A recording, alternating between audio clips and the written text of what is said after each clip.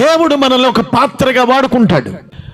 ఈ పాత్ర కీర్తనకాడు అంటాడు, నేను సమాజంలో ఒక పాత్రగా వాడబడాలి. ప్రజల ఎదుట, రాజుల ఎదుట నేను ఒక పాత్రగా వాడబడాలి. నీవు నాకు చేసిన మేళ్ళుకై.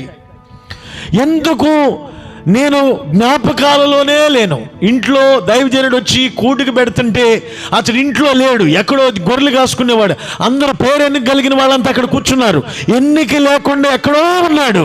ఇంట్లో వాళ్ళు గుర్తించలా.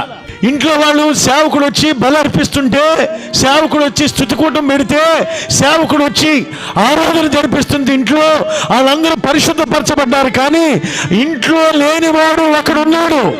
వాణ్ణి ఎవరు గుర్తించవా? ఇప్పుడు దేవుని ఆత్మ అతన్ని ప్రేరేపిస్తుంది, సమయాన్ని ప్రేరేపిస్తుంది. యెషయా, నీకుంది ఎంతమంది కుమారులు అని చెప్పాడు. అయ్యా, నాకు 8 ఉన్నారు. 8వ వాడు గొర్రెలు కాస్తాకి వెళ్ళాడంటే, ఎస్, ఇప్పుడు మనందరం ఇక్కడ ఉంటే చాలదు, అతను కూడా ఇక్కడికి రావాలి. చప్పట్లు కొట్టి గట్టిగా దేవునికి స్తోత్రం, స్తోత్రం, స్తోత్రం, స్తోత్రం కలుగునుగాక. చూడండి, మనల్ని ఎవరు గుర్తించకపోవచ్చు, మనకి వేరే లేదనుకోవచ్చు, మనల్ని ఎవరు విలువ లేకుండా చూడవచ్చు, కానీ దేవుని ఆత్మ నిన్ను గుర్తిస్తుంది. చప్పట్లు కొట్టి గట్టిగా దేవునికి స్తోత్రం కలుగునుగాక. ఆయన నిన్ను ఒక పాత్రగా వాడుకోవాలని ఆశపడితే, నువ్వు ఎక్కడన్నా వేరేమైనటువంటి స్థితిలో ఉన్నా నిన్ను గుర్తిస్తుంది.